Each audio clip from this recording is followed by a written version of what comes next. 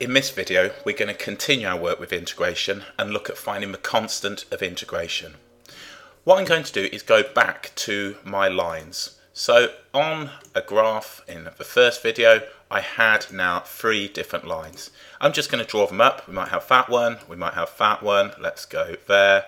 And then, in fact, we'll put it like so. So these are parallel, and then we've got that one. I'm just going to move this one up. So let's just label these up. So what we've got then, let's say that this one is going to be y is equal to 2x plus 4. These are not massively accurate. Y is going to be equal to 2x plus 1. And y is going to be equal to, on here, we'll go for 2x minus 5. All of these have the same gradients. If I picked a point, let's go for this one on this particular line. When x is equal to 0, we've got y is going to be equal to 4. If I chose this point on this one, we've got 1. 2 lots of 1 plus 1, that would give me now 3. Again, not very accurate. And then if I chose this point just here, let's say that this is going to be negative 1. 2 lots of negative 1 minus 5, that's going to be negative 7. So 0, 4 is a point on this line, 1, 3 is a point on this line, negative 1, negative 7 is a point on this line. If we considered the derivative of each of these, dy by dx is going to be equal to 2. dy dx is going to be equal to 2 again. dy by dx is going to be equal to 2 on this one. Therefore, if we wanted to find the line, what we would need to do is integrate. The integral is the antiderivative, or it allows us to find a function given its derivative. So what we could say then is y is equal to the integral of 2 with respect to x. This will give us a general solution. We will have now c, which is a constant of integration, when I integrate this. So this is a general solution. We can get a particular solution, which is 2x plus 4, or 2x plus 1, or 2x minus 5, by substituting in initial or boundary conditions. That is a point on the line. Quite clearly, with a straight line, we can just substitute these in. If we know the gradient is 2 and we've got a point that it goes through, it's easy. But when we're dealing with curves, quite clearly that's not going to be the case. So what we can say then is y is equal to integrating 2 with respect to x will give me 2x plus c. So this now is our general solution to now the integral of 2 with respect to x. All we have to do is simply substitute in the coordinates now to find the value of c, and hence find the actual, or I should say the particular solution to each of these lines, because this just gives us now a family of solutions. We could have infinite number of lines just going up and down with different values of c. But if I substitute these in, what we're going to have for y coordinates, so let's just do this one just here. So 4 is going to be equal to 2 lots of 0 plus c.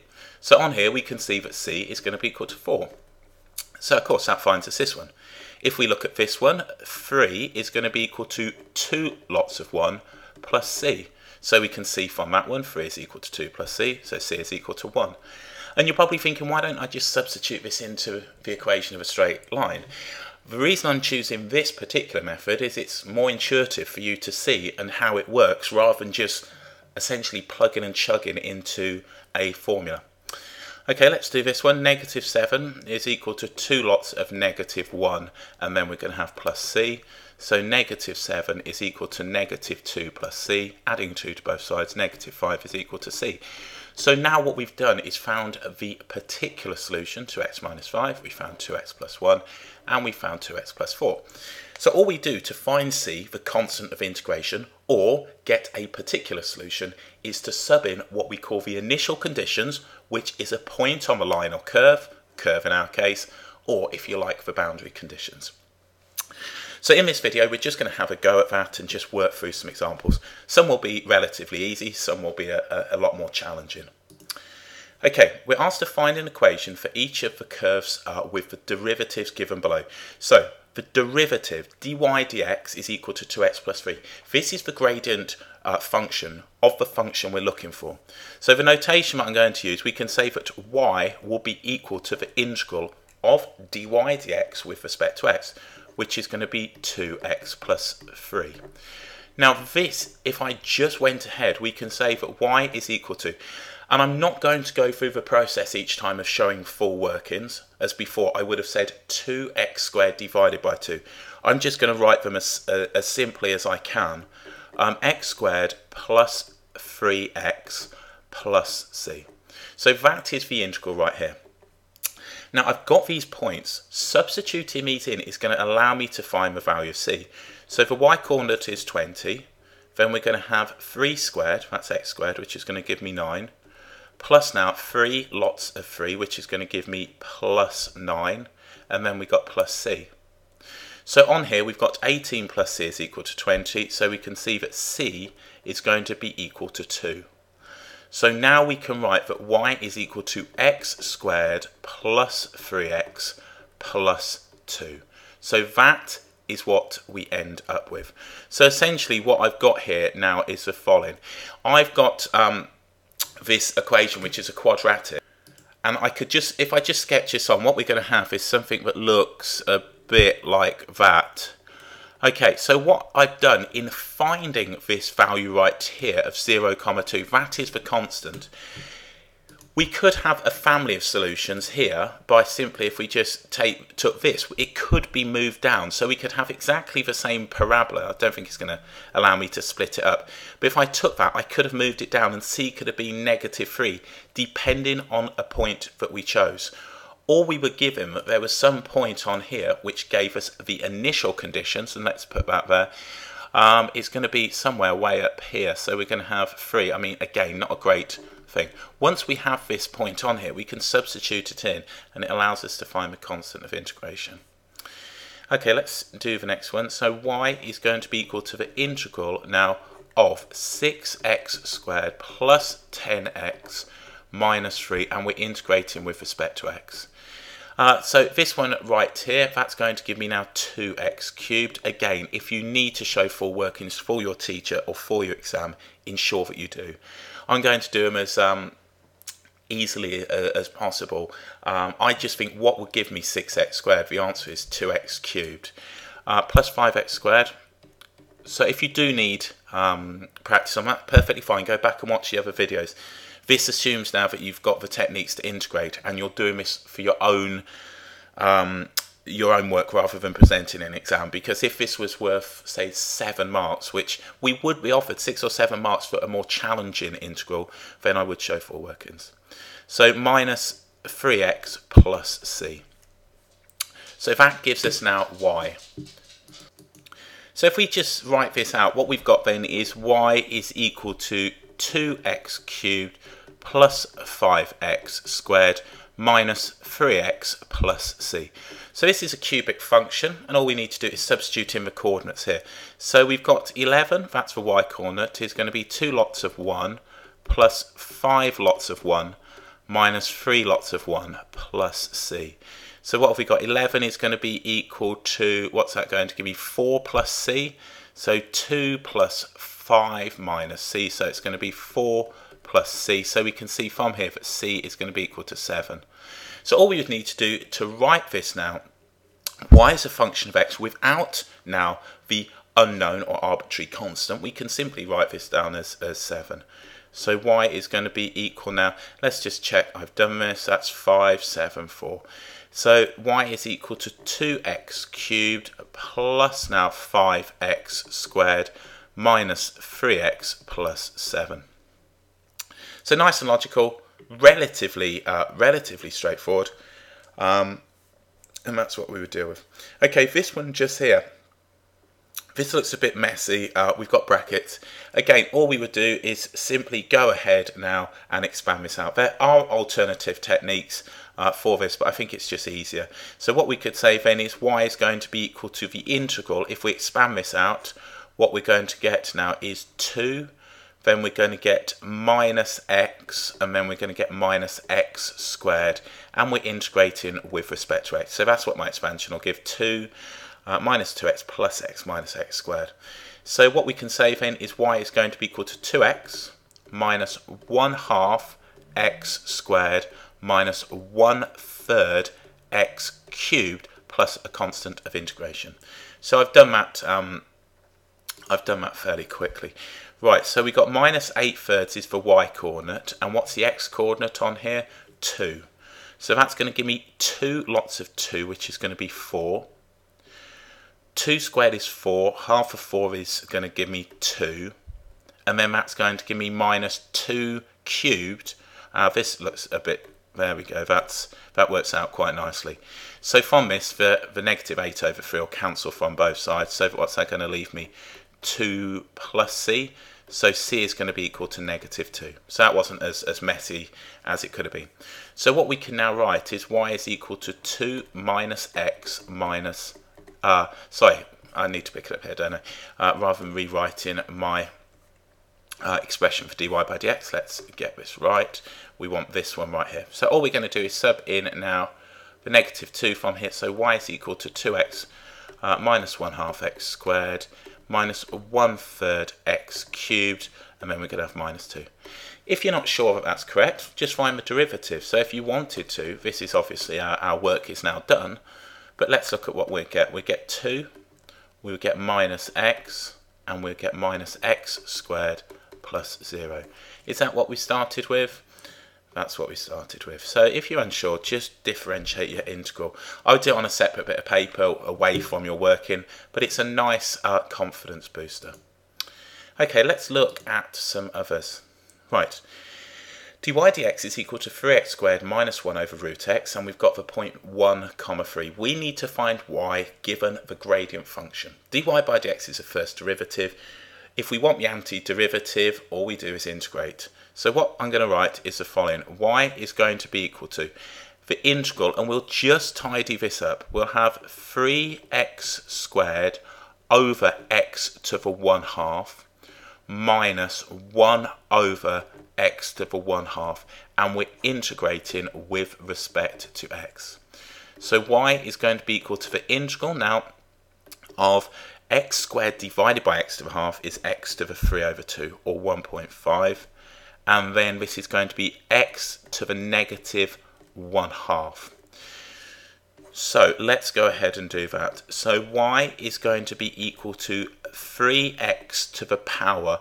We've got 3/2, so we raise by a power, which is 5/2, divided by 5/2, minus x to the power of positive 1/2, divided by positive 1/2, plus c. So as you can see, I can't really do these in my head as well. So what's that going to be?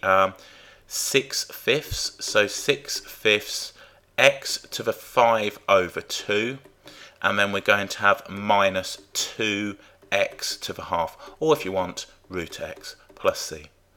So we've got this point here, which is 1, 3. So 3 is going to be equal to 6/5 of 1, which is just going to give us 6/5.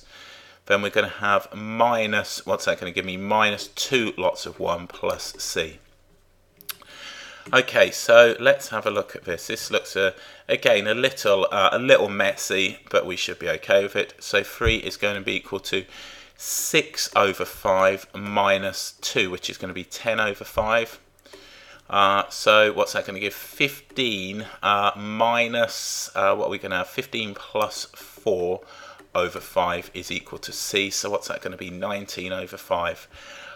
Do check that, just in case my work with fractions isn't ideal. 19/5 looks okay. So y is equal to 6/5 x to the 5/2 minus 2x to the 1/2, or 2 root x, and then we're going to have on there, that's going to give me plus. Let's just check that. That looks good. That's going to give me now plus 19/5. I'll assume that I've got that right. If not, it's simply a case of substituting in. So that gives us now the answer that we require. Okay, let's go on to the next one.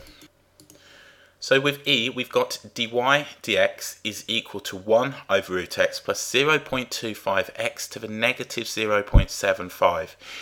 Okay, let's just tidy this up. So dy by dx is going to be equal to, this is going to be x to the negative 1/2. 1 over root x, x to the negative 1/2.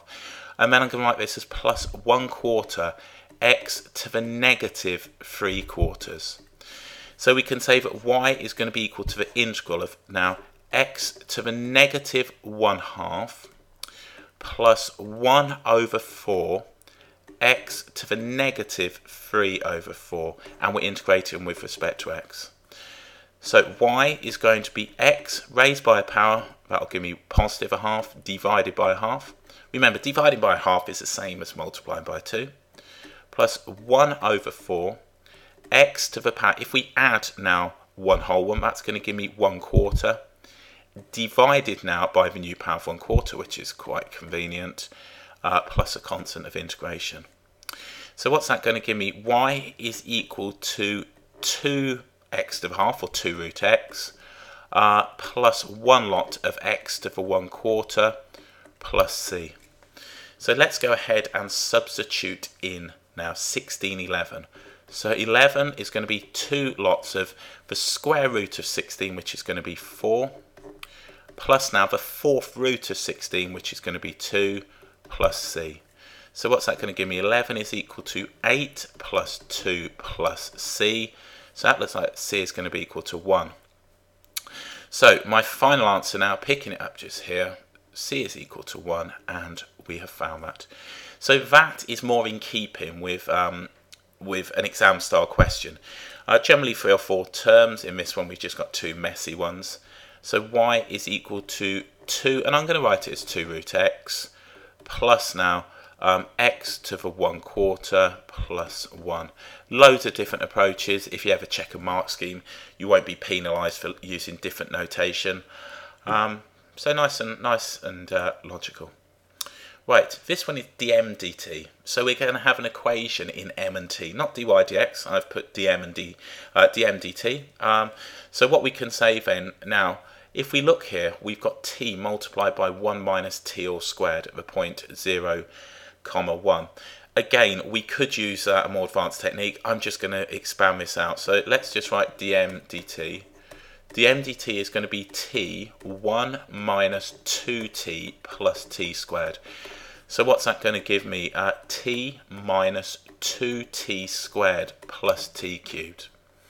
So we can say that m is going to be the integral of t minus 2t squared plus t cubed, and we're integrating with respect to the variable t. So we write dt. So let's go ahead and do that. So m is going to be equal to 1/2 t squared minus 2 over 3 t to the 3rd plus 1 over 4 t to the 4th plus now our constant of integration. So this is going to work out nicely as well. So 1 is going to be equal to 0 plus 0 plus 0 plus c. C is going to be equal to 1, and we can say now that m is going to be equal to 1/2 t squared minus 2/3 t cubed plus 1/4 t to the 4th plus 1. So really, I mean, again, that would be a 6-mark exam question if you were given that one. Okay, let's do the final one. This one, okay. This one is the 4th root of t multiplied by the quantity t minus 1 over 2. What I'm going to write now, like here we got dp dt. I'm going to say that p is going to be equal to the integral. Instead of leaving the 2 here, I can bring this constant to the left-hand side of the integral sign. It might make my working easier. Then what we've got on this side now is t to the 1/4 power multiplied by t minus 1. I'm just thinking now about fractions and making my life significantly easier. So we're integrating with respect to the variable t. You should hopefully understand that it's with respect to t, as you can see the pattern here. So p is going to be equal to 1/2 the integral of t. So this is going to give me t to the 4th multiplied by t, which is going to give me t to the 5 over 4 minus t to the 1 over 4, and we're integrating this with respect to t. So p is going to be equal to 1/2, then we'll have now the quantity. So this is going to be t to the power of 9 over 4. All I've done is raised it by a power, divided by 9 over 4, minus t to the 5 over 4 divided by 5 over 4, and then we're going to have plus a constant. Now with this constant I can just leave it out here if I wish, entirely up to you. I'm just going to put it just here. You can put it in here if you wish. Right, so what have we got? We've got 1 is going to be equal to, now substituting these coordinates in, 1 is going to be equal to 1/2. This is going to be 4 over 9 lots of 1, so that's just 4 over 9.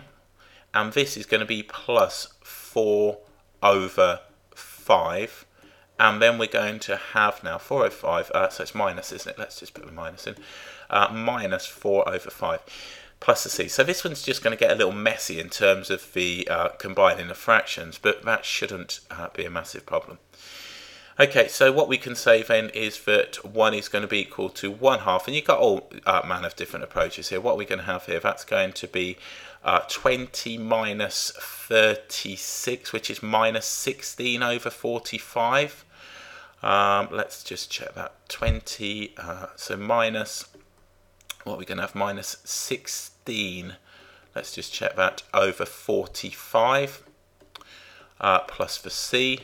So we can say at this stage now, 1 plus, what's that going to give us? Plus 8 over 45 is going to be equal to c. If you want to do this quicker than I am, feel free. So that's going to give us 53 over 45. Probably a quicker way of finding that. But all we need to do now is just write this back. So we can say that on here, p, let's just write this here, p is going to be equal to, so tidying this up, this is going to be 2 over 9, t to the 9 over 4. You can leave it like so, we're not asked for any particular form, just checking that works. And then this one is going to be minus 2 over 5, t to the 5 over 4, plus this fraction of 53, let's put that there, 53 over 45. So a bit messy to end with, and hopefully I've done that correctly. If you want to check it, use a calculator. So there we go, that is finding the constant of integration. We simply go ahead, use the same process as we've done before, and then we can find a particular solution given initial conditions or boundary conditions. That is a set of coordinates that lie on the curve. We substitute those in, and then we find c and just plug it back into the equation.